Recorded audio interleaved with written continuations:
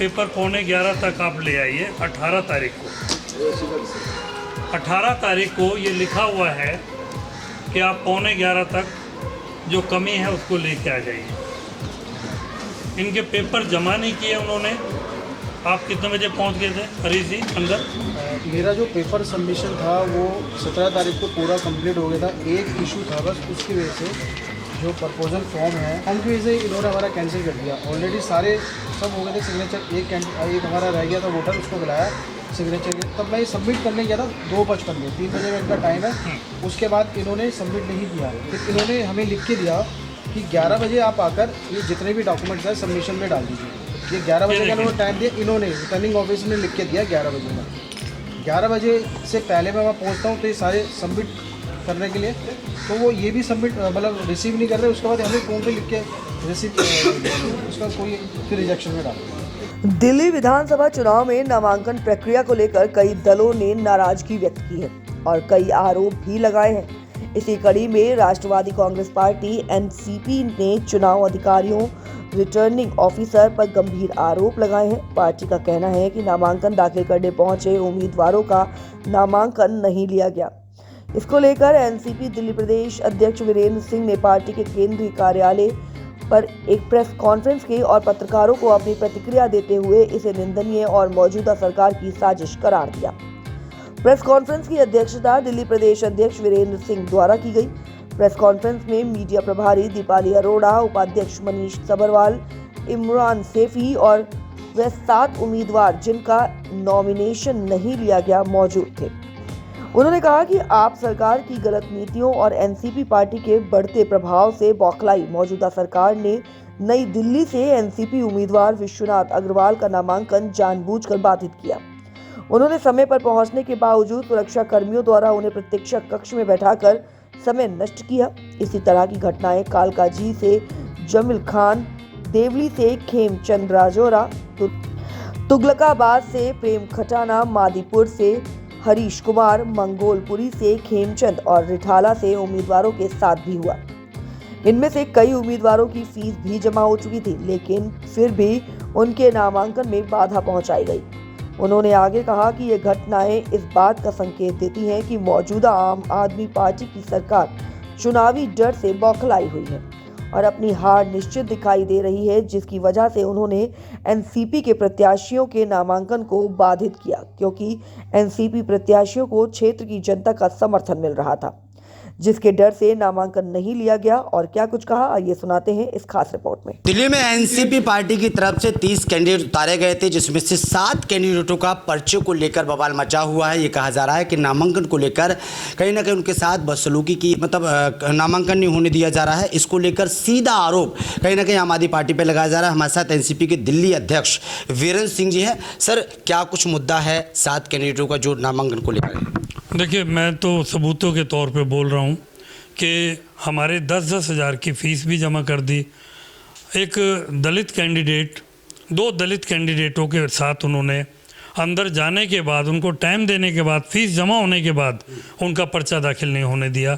तो मैं समझता हूँ ये जो गवर्नमेंट है, अरविंद केजरीवाल सरकार और अरविंद केजरीवाल दलितों के खिलाफ हैं, माइनॉरिटी के खिलाफ काम कर रहे हैं और उन्होंने तीनों काम करके दिखाए। बल्कि वो अपनी कौम के खिलाफ भी हैं, क्योंकि उन्होंने विश्वनाथ अग्रवाल जी का 7:30 बजे तक वो अंदर बिठा के रखा उनको, और नई दिल्ली विधानसभा से अग्रवाल चुनाव ना लड़े, इसके लिए पुरजोर कोशिश की गई और वो अपनी कोशिश में कामयाब भी हुए। उन्होंने उस पर्चे को दाखिल नहीं होने दिया। जो आदमी 2:03 पे अंदर आ गए, उसके बावजूद भी उनको अंदर पर्चा दाखिल नहीं। कौन सी विधानसभा है? हमारी जो विधानसभाओं पे हमारे कार्यकर्ताओं को और हमारे प्रत्याशियों को रोकने का काम किया गया, वो विधानसभाएं हैं देवली, कालकाजी, अपना तुगलकाबाद और इसके साथ साथ अपना नई दिल्ली, मादीपुर और इसी टाइप से मंगोलपुरी, ऐसे 7। आगे का कदम क्या रहेगा? आगे का देखिए, हम लोग इस लड़ाई को चुनावी मुद्दा भी बनाएंगे और हम लीगल साइड पे भी जाएंगे। हम इसकी रिट पटिशन दायर करेंगे। आयोग से भी कोई अपील है?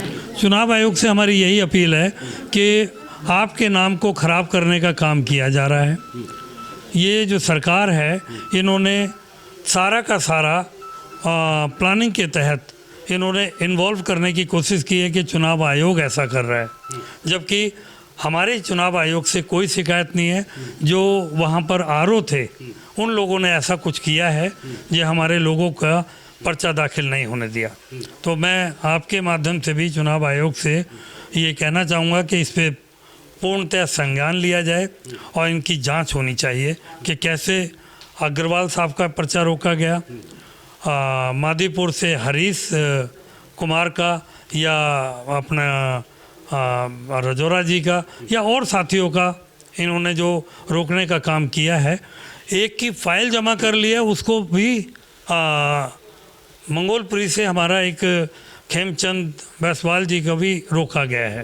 तो मैं सभी के लिए कहना चाहूँगा कि चुनाव आयोग संज्ञान लेकर इनको दोबारा से मौका दें और 20 तारीख को इनको प्रत्याशी बनाएं। तमाम पार्टियां तमाम योजनाओं का ऐलान कर रही हैं, और अब तो अरविंद केजरीवाल जी ने किराएदारों के लिए भी एक योजना लाया कि भाई उन्होंने कहा कि भाई फ्री बिजली फ्री पानी मिलेगा। उसको लेकर एनसीपी की क्या तैयारी है? एनसीपी किन मुद्दों को लेकर चुनाव लड़ रही है? देखिए, ये जो किराएदारों के लिए बिजली फ्री करने का काम किया है, मैं समझता हूँ अरविंद केजरीवाल जी उनके घरों में मीटर भी किराएदारों के नाम से लगवा देंगे। और अगर मीटर, मकान मालिक को तो मीटर मिलता नहीं है, बड़ी मुश्किल होती है। ये किराएदारों को क्या, मतलब पूरी जनता को इन्होंने बेवकूफ़ समझा हुआ है क्या? उनके घर में जब मीटर नहीं लगेगा तो बिल कैसे आप फ्री दे पाएंगे? तो बड़ा अपने आप में कंट्राडिक्टरी इनका ये घोषणा है। इनको समझना चाहिए, या तो ये खुद अनपढ़ हैं या दिल्ली की जनता को ये अनपढ़ समझते हैं। मूर्ख बनाने का काम तो इनका है, लेकिन जनता मूर्ख बनने वाली नहीं है।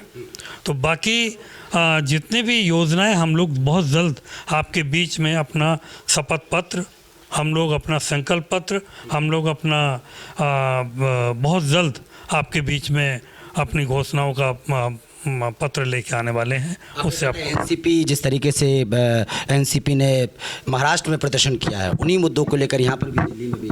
देखिए, दिल्ली के मुद्दे कुछ अलग भी हैं।